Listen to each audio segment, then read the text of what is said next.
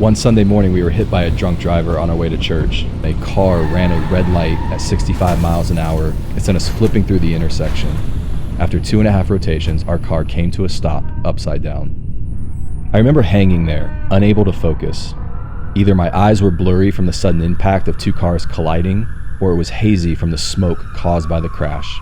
As I hung there, a hand reached for me through the side window. He grabbed me with both hands, pulled me out of the car, picked me up in a bear hug hold, and ran me over to the safety of the gas station. Hey everybody, what's up? Welcome to the 88 Show. This is the internet's only dental show where we talk about what matters most in marketing. I am your host, Joshua Scott. This is episode 109, coming at you live from the studio on a Monday morning. And man, this month we are talking about the new topic for the month of May, upside down. How dental marketing can learn to speak human. And so today on this episode 109, I'm going to be taking you back to an early childhood memory from growing up in California and how that interplays with dental marketing. And then next episode 110, I'm going to come at you with four ways that dental marketing can be more human in its approach. As we talk about this concept of speaking human, what does that look like in marketing? So I grew up on the south side of Los Angeles, and I remember my parents moving there. I actually don't remember, but they told me they moved there when I was 8 months old. So basically my mom had me, dad wanted to move to California, packed up and went. And so we spent early childhood years there. Have a ton of really fond memories about that place. People say, what's it like growing up in California? And honestly, I was a little too young probably to appreciate it, but definitely parts of it I enjoyed, like the beach and the sun, going to the pool all the time, those types of things. But we also grew up in an area right outside of Compton. I actually grew up off of Compton Avenue, just about 2 blocks outside of technically what is Compton. It's an area today, it's called Paramount. And so at the time, I mean, this was 80s, Compton in the 80s. And so that violence and that unrest was definitely spilling over into our area. And we grew up pretty low income, just domestic violence, police in the middle of the night, arson attempts, burglaries, just almost this constant unsettling amount of violence that for a young kid makes you probably look at the world different. And so I think as we got older and began to approach middle school years, my parents made the decision to move back to Columbus and raise their children in a better environment.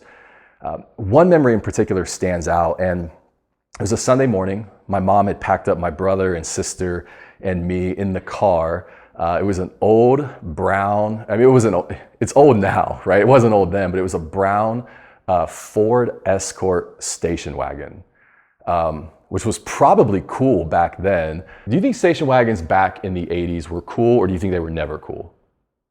They served the purpose. They served the purpose, they were functional. Grocery getters. Grocery getters. Dude, I wonder if station wagons could actually come back around. Like, you think?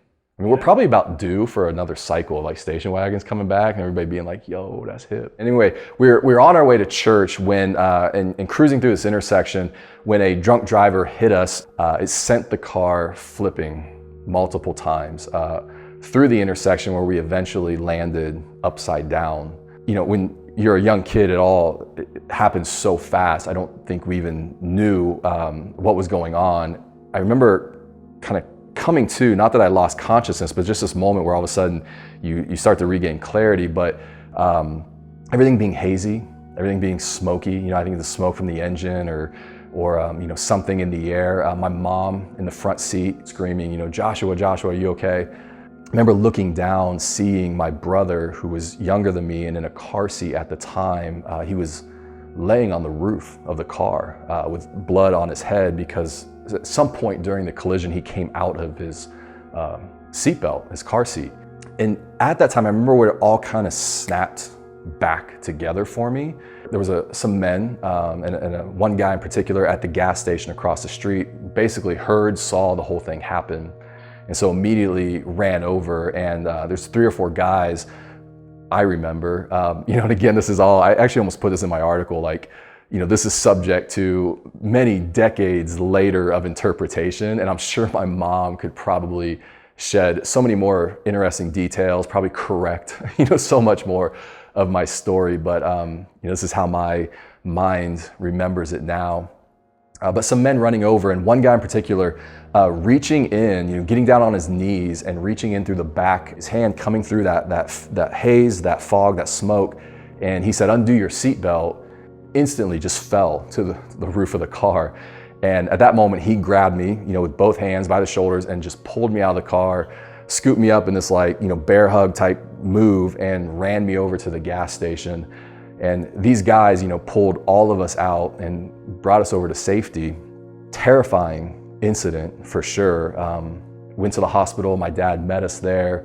Everybody ended up being okay. I think we all just kind of had some cuts and bruises. My brother had a little mild head trauma, but all in all, I know my parents, counted it very fortunate that we were okay. One of my memories was looking at the photos of that, thinking, oh my gosh, that was such a wreck. How does anybody survive from that? Dental marketing is a wreck, right? You probably wondered where I was going with it, and this is it. Dental marketing is a wreck. The way we talk to people with our automated campaigns and sales funnels and chat bots and robocalls and direct mail, I don't know. Sometimes I sit back and I look at it, I'm like, how did we get to this place? How did we get to this place where a direct mail campaign or an email blast or something that returns 0.001% gets the priority, gets the attention? That's now the strategy. And I get it, because it's actually that 0.001% that returns a profit. And email is so inexpensive, right? We can blast out 1 million emails and it costs us what? $200, $500, whatever it is. And we can offend 999,999 people, but the 0.001 that converts actually makes us money. And so we do it. We've lost the fact that we are actually talking to human beings on the other end of that 1 million person email blast. I mean, if you think about it, we purchase things from people we believe. We connect with people that are speaking our language, and the human voice, man, it's so unique. We can literally tell in a split second when it's fake. I think at the end of the day, when I think back to that accident in California, and I think about hanging there and a guy coming up and reaching in and extending his hand through the smoke and through the mess of that whole situation and pulling me out to a place of safety, it reminds me and gives me a picture of what really great marketing could do. Really great human marketing is a hand reaching out and saying, I know what you're going through. It's gonna be okay, trust me. That's marketing that speaks human. It takes a kind, generous, outstretched hand to really connect with consumers in a way where they feel valued, where they feel empathy, they feel that engagement, and they can connect with the story of your practice.